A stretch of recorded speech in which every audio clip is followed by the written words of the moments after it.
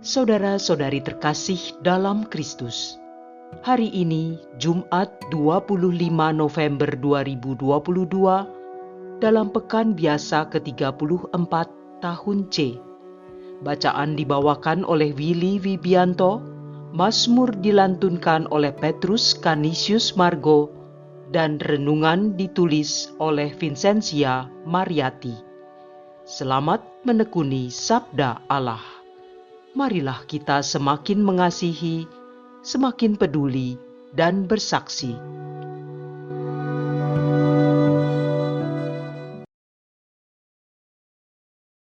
Dalam nama Bapa dan Putra dan Roh Kudus, amin. Allah Bapa yang Maha Kuasa, terima kasih atas hari baru ini, atas kesehatan dan nafas hidup yang baru. Saat ini kami mohon agar roh ilahi-Mu menguasai akal budi kami, sehingga kami dimampukan untuk memahami sabda ilahi-Mu serta melaksanakannya dalam hidup kami sebagai pengikut-Mu yang setia. Demi Yesus Kristus, Tuhan dan pengantara kami. Amin.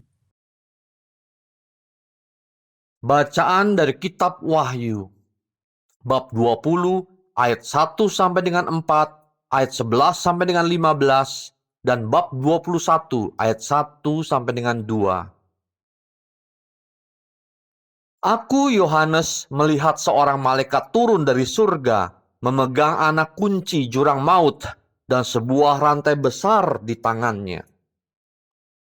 Ia menangkap naga si ular tua itu, yaitu iblis dan setan. Dan ia mengikatnya 1000 tahun lamanya, lalu melemparkannya ke dalam jurang maut. Pintu jurang maut itu kemudian ditutup dan memeteraikannya.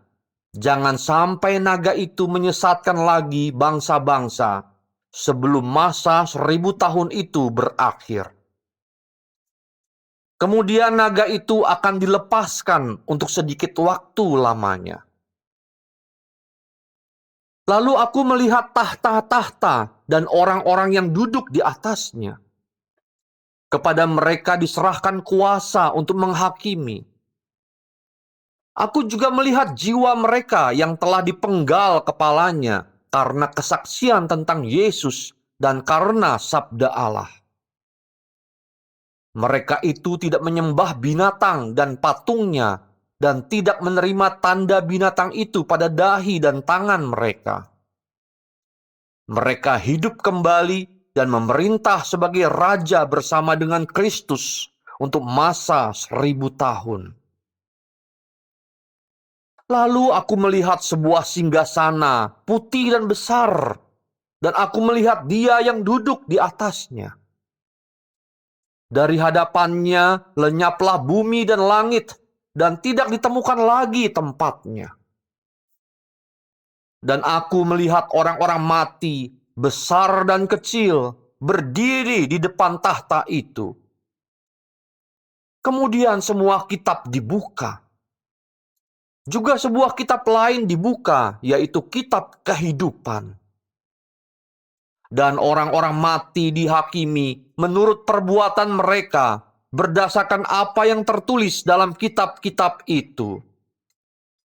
Maka laut menyerahkan orang-orang mati yang ada di dalamnya. Demikian pula maut dan kerajaan maut menyerahkan orang-orang mati yang ada di dalamnya. Dan mereka masing-masing dihakimi menurut perbuatan mereka. Kemudian maut dan kerajaan maut itu dilemparkanlah ke dalam lautan api. Itulah kematian yang kedua, yakni lautan api. Dan barang siapa namanya tidak ditemukan tertulis dalam kitab kehidupan, dilemparkan ke dalam lautan api itu. Lalu aku melihat langit dan bumi yang baru.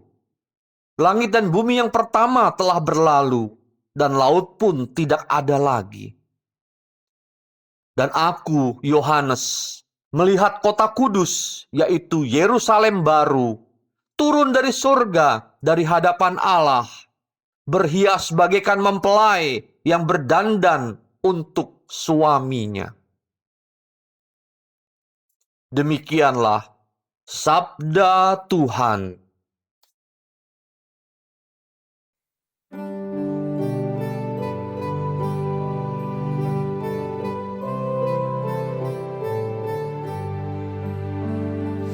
Lihatlah kemah Allah ada di tengah-tengah manusia. Jiwaku merana karena merindukan pelataran Tuhan. Jiwa dan ragaku bersorak-sorai kepada Allah yang hidup. Lihatlah kemah Allah ada di tengah-tengah manusia. Bahkan burung pipit mendapat tempat, dan burung layang-layang mendapat sebuah sarang, tempat mereka menaruh anak-anaknya. Pada mezbah-mezbah-Mu ya Tuhan semesta alam, ya Rajaku dan Allahku. Lihatlah kemah Allah ada di tengah-tengah manusia. Berbahagialah orang yang diam di rumah-Mu, yang memuji-muji Engkau tanpa henti. Berbahagialah para pesiara yang mendapat kekuatan daripada-Mu. Langkah mereka makin lama makin tinggi. Lihatlah kemah Allah ada di tengah-tengah manusia.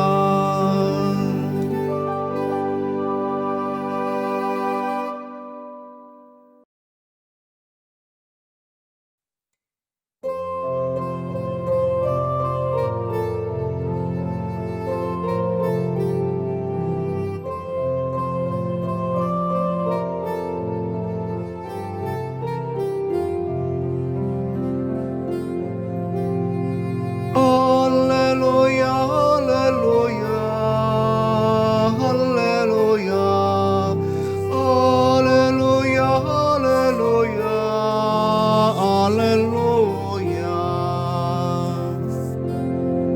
Angkatlah kepalamu, sebab penyelamat-Mu sudah dekat.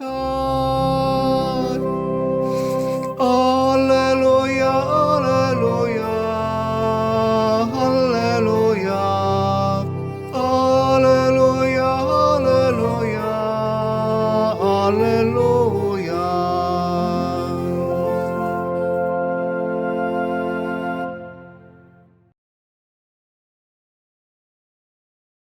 Inilah Injil suci menurut Lukas bab 21 ayat 29 sampai dengan 33. Pada waktu itu, Yesus mengemukakan perumpamaan ini kepada murid-muridnya. Perhatikanlah pohon ara atau pohon apa saja. Apabila kalian melihat pohon-pohon itu sudah bertunas, kalian tahu dengan sendirinya bahwa musim panas sudah dekat. Demikian pula, jika kalian melihat hal-hal itu terjadi, ketahuilah bahwa kerajaan Allah sudah dekat. Aku berkata kepadamu, sungguh, angkatan ini takkan berlalu sebelum semuanya terjadi. Langit dan bumi akan berlalu, tetapi sabdaku takkan berlalu. Demikianlah sabda Tuhan.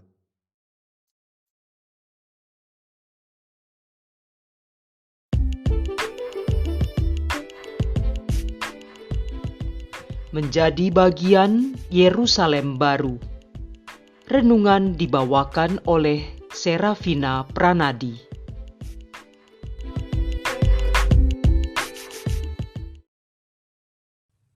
Sebuah pohon harus memiliki akar yang kuat agar bisa menyanggah batang pohon dan dahan-dahan secara kokoh untuk menumbuhkan daun yang lebat serta buah yang banyak.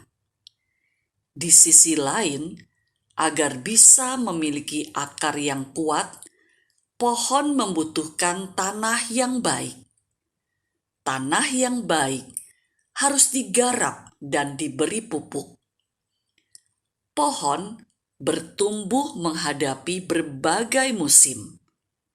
Saat musim gugur, untuk negara-negara yang mengalami 4 musim, pohon harus rela melepaskan daun-daun dan ranting-rantingnya berjatuhan ke tanah. Sedang pada musim dingin, pohon harus berusaha bertahan menghadapi hawa dingin dan terpaan angin, meski hanya tinggal dahan atau ranting yang menempel pada batangnya. Karena kesabaran dan kerjasama yang baik antara sang akar, batang, dan ranting yang mampu bertahan sampai musim semi, maka akar dan batang serta dahan yang bertahan itu mulai menumbuhkan daun-daun muda dan bunga-bunga yang cantik. Kemudian, bunga yang kuat akan berubah menjadi bakal buah. Namun yang tidak kuat akan gugur oleh pelbagai macam faktor. Salah satunya karena tidak sanggup melawan terpaan angin. Dan bakal buah yang kuat itu akan membesar menjadi buah yang baik, lalu dipanen oleh pemilik bersama dengan pekerja-pekerjanya. Buah-buah yang terkumpul akan dikelompokkan menjadi buah-buah berkualitas baik dan kurang baik. Bapak, Ibu, dan saudara-saudari terkasih dalam Yesus Kristus, kita sebagai pengikut Tuhan seperti sebuah pohon. Hati kita seperti tanah yang harus rendah hati, mau digarap dan diberi pupuk oleh pemiliknya, yaitu Tuhan sendiri.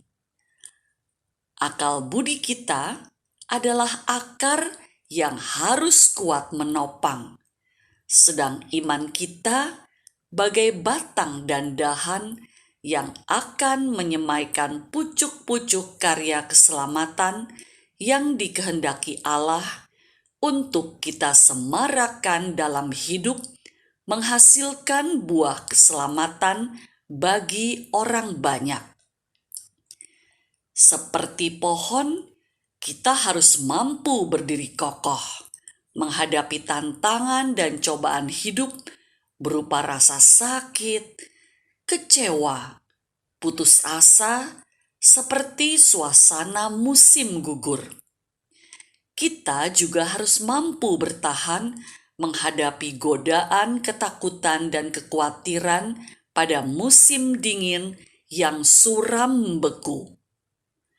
Lalu tibalah musim semi yang menjadi kesempatan perubahan yang dimiliki oleh setiap pengikut Tuhan. Kerendahan hati dan mau membuka diri bekerja sama dengan Roh Kudus membuat pengikut Tuhan mampu melihat tanda-tanda kehadiran Allah. Namun di musim panas, jangan sampai lengah oleh kesombongan dan keserakahan yang akan menjatuhkan kita. Jika tidak, akan sia-sialah pertumbuhan dan ketahanan yang telah dijalankan selama itu. Bacaan pertama hari ini menggambarkan akhir zaman, yaitu pengadilan terakhir yang akan dihadapi oleh semua orang. Ini adalah gambaran musim panen. Buah yang baik adalah orang-orang yang baik yang akan masuk ke dalam kerajaan yang baru, Yerusalem baru. Sedang buah yang tidak baik akan dibuang. Injil Lukas bab 21 yang kita dengar atau baca dalam satu minggu ini mengisahkan nubuat Yesus tentang kehancuran bangunan bait suci dan hancurnya kota Yerusalem yang menggambarkan tentang penderitaan, penganiayaan dan pembunuhan yang akan dialami para murid dan pengikut Tuhan. Nubuat itu menceritakan tentang peperangan dan bencana alam yang akan terjadi. Namun demikian, Tuhan menjanjikan keselamatan bagi yang bertahan dan setia kepada Allah. Seperti yang dikatakan Yesus pada Injil Lukas bab 21 ayat 33. Langit dan bumi akan berlalu, tetapi perkataanku tidak akan berlalu. Nubuat Yesus ini tidak hanya dialami dan tergenapi pada zaman para rasul dan gereja perdana saja, tetapi masih berlaku hingga saat ini sampai pada hari kedatangan Anak Manusia. Saat ini, seluruh dunia khawatir akan terjadi Perang Dunia Ketiga yang dipicu oleh Rusia dan Ukraina. Bencana alam seperti gempa bumi, ancaman tsunami, banjir bandang, erupsi gunung berapi, dan virus COVID-19 yang masih terus mengintai, membuat orang ketakutan. Bahkan ancaman dan hinaan sebagai pengikut Kristus masih banyak dialami oleh pengikut Tuhan. Cara setan menggoda pun sangat halus, yaitu melalui teknologi, media sosial, dan kenyamanan dunia yang menggiring iman orang pada kenikmatan dunia, bahkan terkadang mengatasnamakan Tuhan. Sampai kapan semua ini terjadi? Sampai pada hari Tuhan datang sebagai hakim dengan segala kekuasaan dan kemuliaannya. Tidak ada satu orang pun yang tahu waktunya. Hanya Tuhan saja yang tahu. Tuhan memperingatkan para pengikutnya supaya menjaga diri, jangan syarat pada pesta pora, mabuk oleh hal-hal duniawi, sehingga itu semua tidak menjadi jerat ketika waktu Tuhan datang. Dari Injil Lukas bab 21 ayat 34. Tuhan juga menasehati supaya pengikutnya setia menunggu hari kedatangannya dengan penuh sukacita, tanpa rasa takut, dengan terus membina relasi dengannya, serta memiliki ketaatan iman yang teguh, sehingga mampu melihat tanda-tanda akan kedatangannya. Dengan demikian, nama kita tercatat dalam kitab kehidupan menjadi buah yang baik yang akan dimasukkan ke dalam kerajaan Allah. Bapak, Ibu, saudara-saudari, dan anak-anak yang terkasih, mari kita gunakan waktu yang ada untuk memperbaiki diri dan menumbuhkan iman kita dengan taat dan setia, menjadi pendengar dan sekaligus pelaku firman. Dan semoga nama kita tercatat dalam kitab kehidupan, sehingga kita menjadi bagian dari penghuni kota yang kudus, Yerusalem yang baru. Marilah kita berdoa. Allah Bapa yang Maha Kasih, tambahkanlah iman kami, agar kami mampu melihat tanda-tanda kehadiran-Mu. Mampukan kami menjadi pengikut-Mu yang taat dan setia, peduli pada sesama kami dengan tulus hati, dan menjadi saksi cinta kasih-Mu, sehingga pada waktunya kelak kami layak menjadi anggota kerajaan-Mu yang kudus. Doa ini kami panjatkan di dalam nama Yesus Kristus, Tuhan dan pengantara kami. Dalam nama Bapa dan Putra dan Roh Kudus. Amin.